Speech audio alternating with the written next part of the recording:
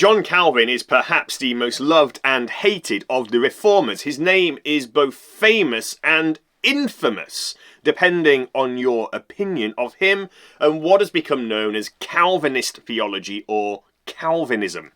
Of course, calling such a theology Calvinist is really a misnomer. His theology differed very little from the other reformers we've already met, who were known as the Reformed as opposed to Lutheran or Anabaptist. So people like Bullinger and Butzer and Zwingli, and those of this period we're yet to meet, such as John Knox and Thomas Cranmer. They all broadly agreed on everything, really. Indeed, what is known as the 5 points of Calvinism, which you may have heard of, is really a modern invention, a surprisingly modern invention, which has little to do with Calvin himself directly at all, inasmuch as the 5 points of Calvinism are a modern simplification and summary of the wider, broader teaching of what is known as the Synod of Dort, which took place between 1618 and 1619, over 100 years after Calvin was born, and is actually going to be the endpoint, the terminus of our church history series for the foreseeable future, a few lectures down the line. But regardless of how Calvinist Calvin actually was, and whether the term Calvinist is actually helpful, the name Calvin has been pegged to a particular understanding of salvation, which majors on the human inability to save themselves and even desire to be saved, desire to want to know God. And therefore God has to act on their hearts without their will, without their permission, and change their hearts that they might long to come to him to be saved. And on top of this, all of this saving work is something predetermined, something predestined according to God's sovereign plan before the foundation of the world. For Calvin and all the other reformed people we have met and will meet, God is, and this is the key teaching really, the central teaching, God is absolutely sovereign in salvation. Speaking from someone's perspective who was heavily indebted to Calvin and reformed thinking in the 18th century, the theologian and preacher Jonathan Edwards, a British citizen of the American colonies, would even say, "You contribute nothing to your salvation except the sin that made it necessary." Statements like that, or that of the legendary Calvinist Reformed Baptist preacher Charles Spurgeon in the 19th century, who said, "It is a nickname to call it Calvinism. Calvinism is the gospel and nothing else." Those are the kind of reasons why the figure of John Calvin and those who live and breathe in his theological wake are so divisive to this day. And that's before we even get to mention a certain heretic named Servetus and his, shall we say, inflammatory interactions with Calvin. But who really was Calvin, and what kind of person was the man behind the myth? Be that the myth of the boogeyman or the myth of a saint. Calvin was born on the 10th of July in 1509 in France. That's right, the most famous and influential of the Swiss reformers is actually French. Now, the date of his birth is important to visualise because it makes clear that he is very much a second generation reformer. Calvin was only 8 years old when Luther nailed the 95 Theses to the church door in Wittenberg. He was only 22 years old when Ulrich Zwingli died in battle. His role in the Reformation was therefore never going to be that of a trailblazer, opening the way, preaching truths unheard of for generations and even centuries. His role would be to systematise and defend the Reformation, which was already well underway across Europe, even as Europe dissolved into various wars and conflicts over the nature of the gospel and secular politics. On a personal level, his life was touched by loss and pain. His mother died when he was young. His father died when he was only 21. Though he would marry in 1540, he would marry a godly and quite remarkable widow called Idelette, who had 2 children from their previous marriage. Calvin's own son, and likely about 2 daughters that she bore to him, all died in infancy, and she herself would die in 1549 after only 9 years of marriage. Calvin himself was never what you would call a well man. At one point he had a non-stop headache for 27 years. But from youth, he was a remarkable individual. He was employed by the local bishop at the age of 12 as a clerk, and he began studying law in 1525 because his father wanted him to get a well-paying job instead of being a poor job worker in a church such as a priest.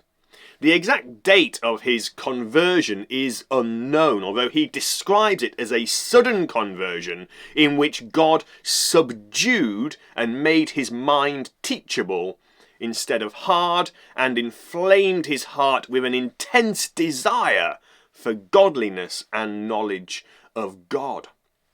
Calvin's protege and successor in Geneva would say his conversion was in the late 1520s, but most likely it was actually in around 1533, late 1533, early 1534, given how dramatic and life-changing Calvin describes it, because it's at that point, early 1534, that Calvin seems to suddenly drop all of his legal studies and work and has to flee from Paris for being against the Roman Catholic Church in Protestant protests and uprisings there.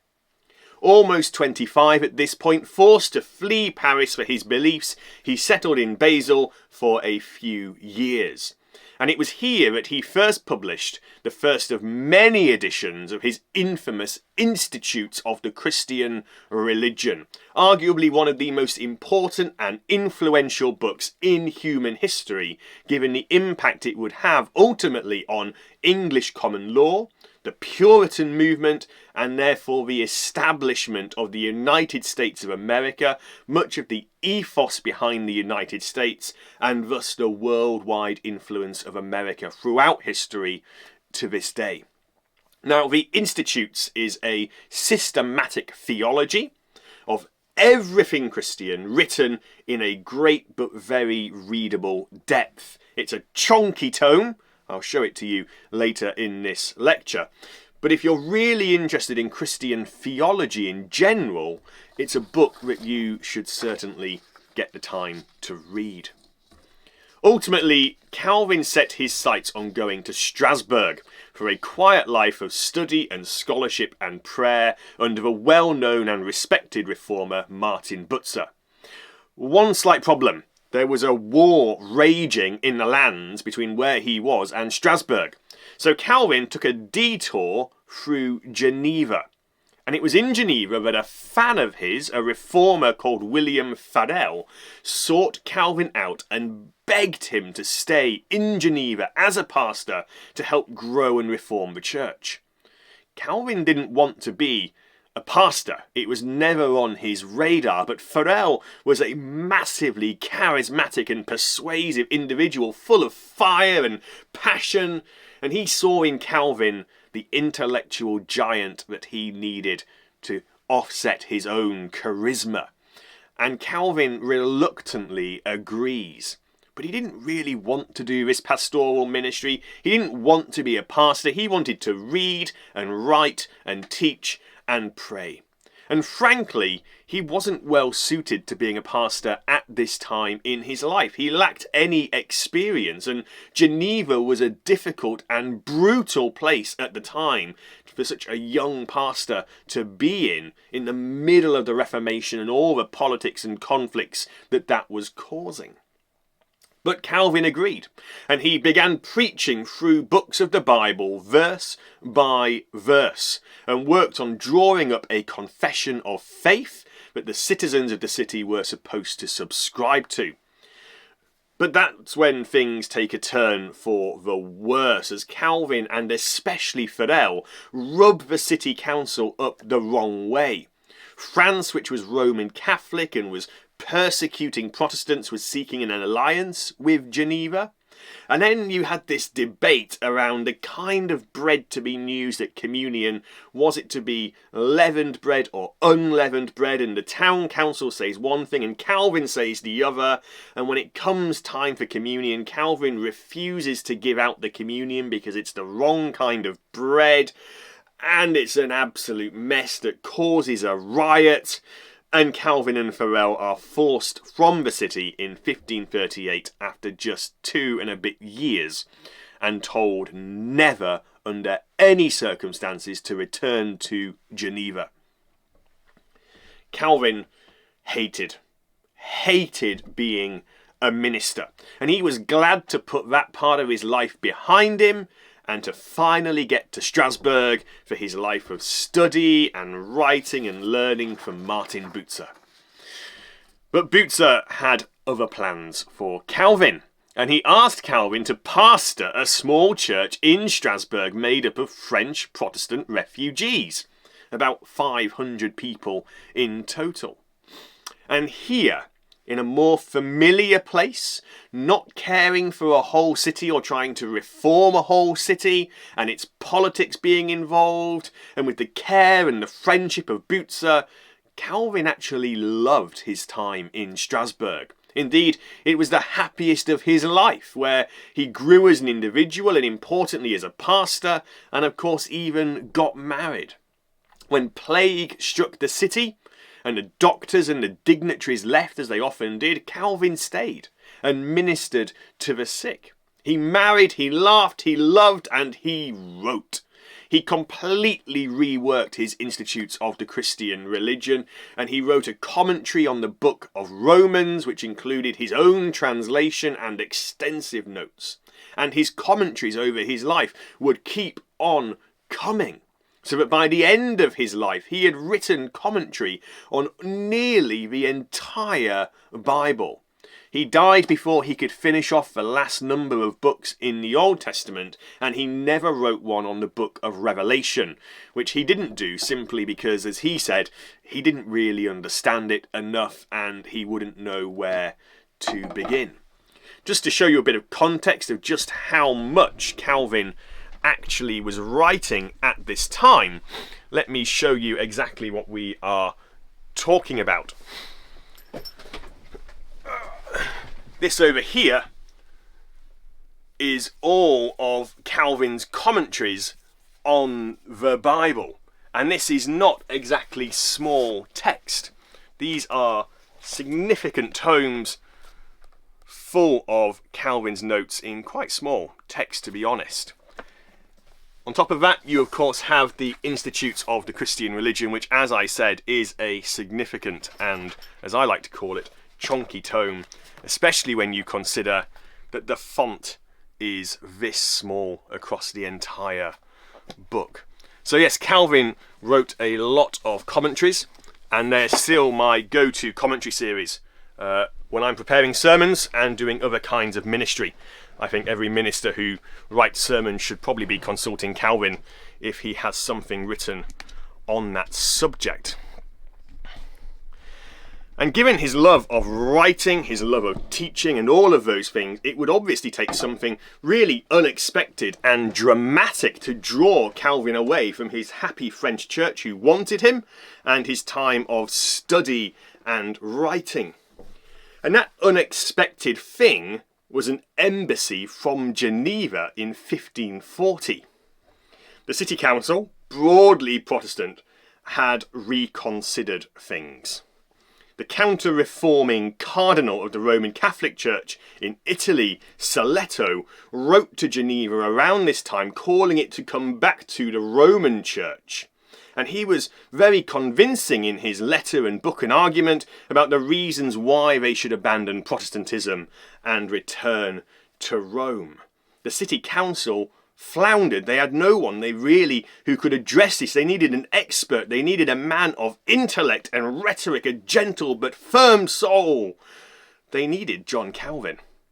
And so the city council commissioned one of its members to bring Calvin back under any circumstances. So the embassy arrives while Calvin's having a big theological debate in another city, and Calvin is horrified by this request. He would write this about being asked to return to Geneva. "Rather would I submit to death 100 times than to the cross on which I had to perish daily 1,000 times over." He was not a fan of this idea of going back to Geneva. But Calvin, above all else, respected the sovereignty and commandment of God, and he discerned in this God's work. And so Calvin returns to Geneva.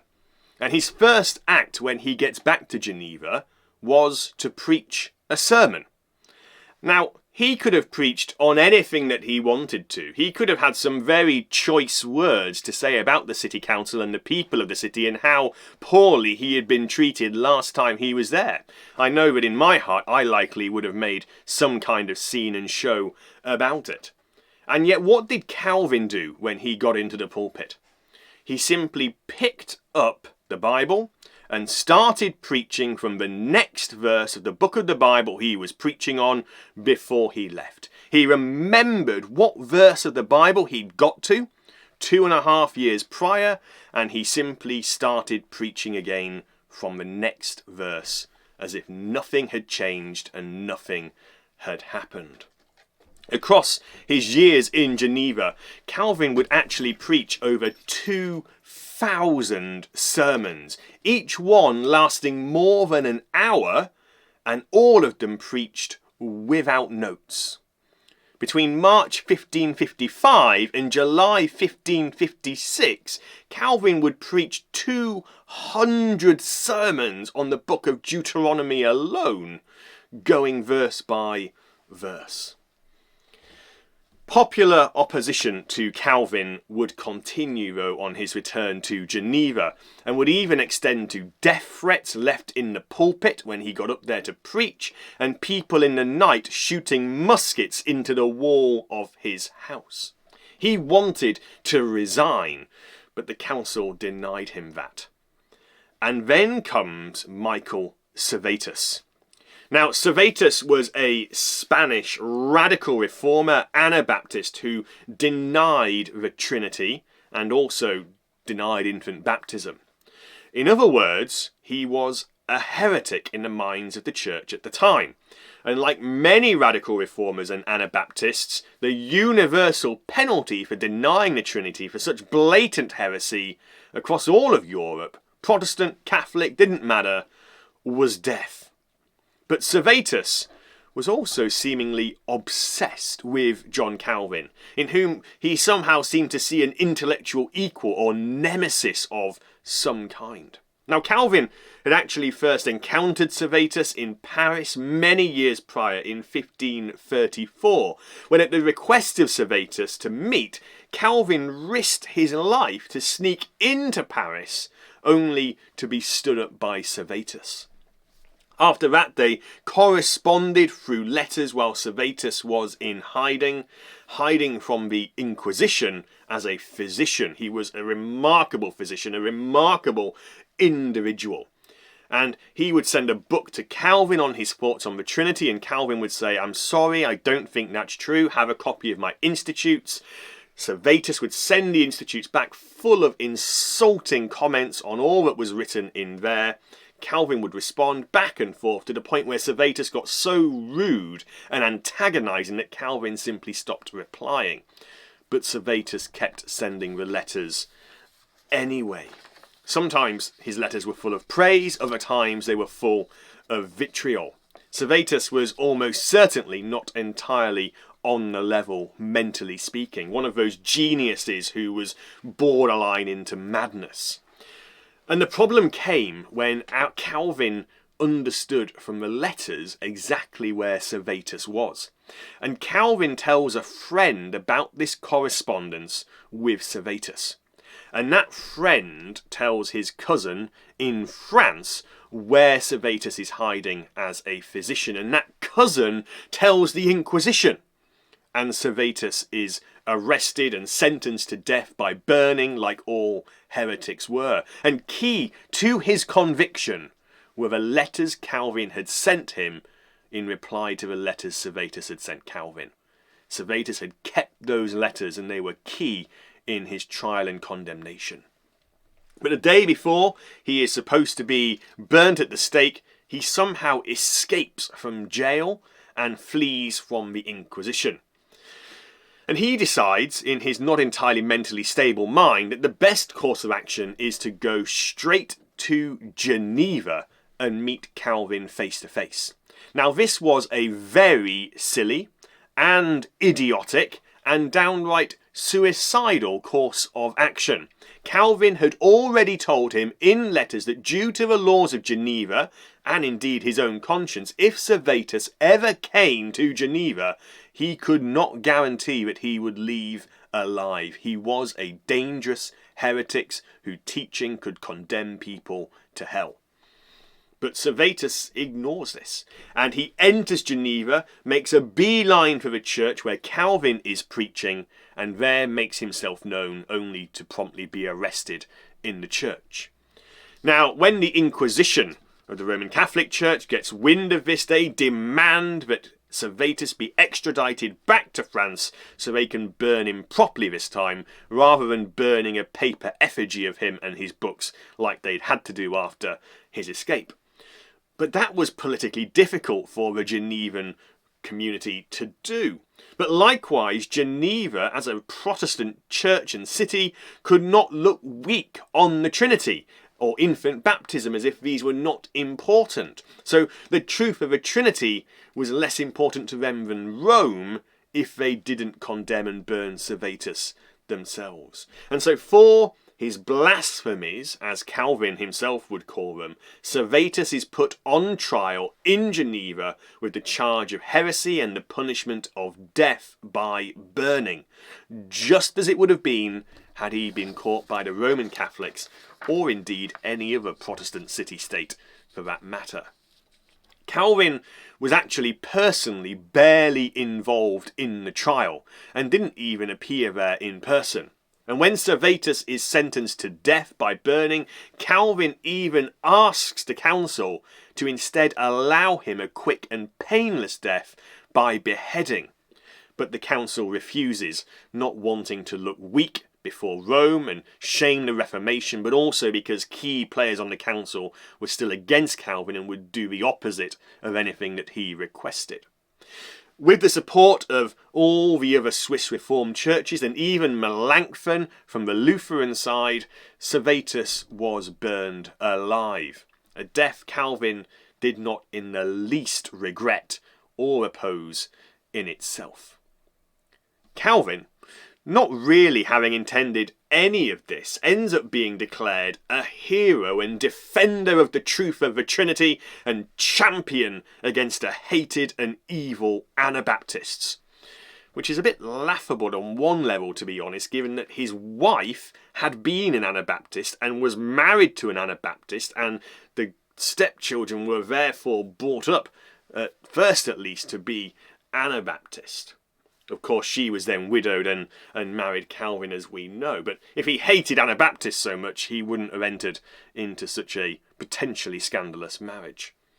Now this, becoming a hero, and changes in the makeup of Geneva more widely, and especially on the elected council, as more and more French refugees who are Protestant flee persecution and settle in Geneva, where their French hero John Calvin is to be found, eventually leads to Calvin winning over the city of Geneva and growing in power immensely in that place.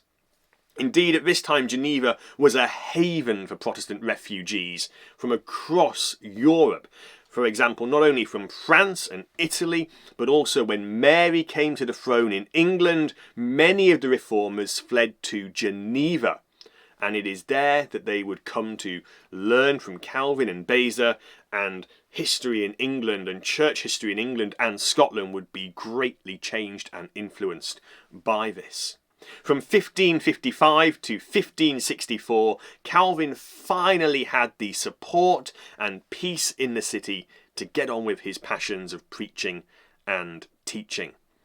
Calvin also established a school in the city, which ultimately had 1,500 students, and it was overseen by his protege and eventual successor, Theodore Beza. Under Calvin, Geneva financially supported countless French Protestants and their families, and the city commissioned hundreds and hundreds of missionaries to go out and preach Protestant truth in France and Italy, where nearly all of these missionaries would meet their death at the hands of the Roman Catholic authorities. His tireless promoting of this missionary work led to the French-speaking province of the Netherlands becoming reformed, and the creation of the Heidelberg Catechism and the Belgic Confession, which were and are very important documents in Reformed identity. And it would of course be in the Netherlands that the Synod of Dort would take place. His ideas would even take hold in Hungary under the Ottoman Empire. Thus, Calvin would become the key figurehead of the Reformed churches, of the Protestant Reformation side of things, just as Luther did for the Lutheran Reformation. And it's been argued that his interactions around Servetus led to the development of the idea of freedom of religion, and Max Weber even draws the rise of capitalism itself back, in part, to the ideas of Calvin. Although, to Calvin himself, that really is, I would say, a bit of a stretch. Calvin, the intellectual giant, would die after a final illness in 1564 at the age of 54. He was buried in an unmarked grave to prevent any kind of Protestant saint cult starting, given how popular and influential he had become. And honestly, an unmarked grave is exactly how he would have wanted it, because Calvin, everything he believed in, everything he sought, everything he wanted was to be for the glory of God and never his own.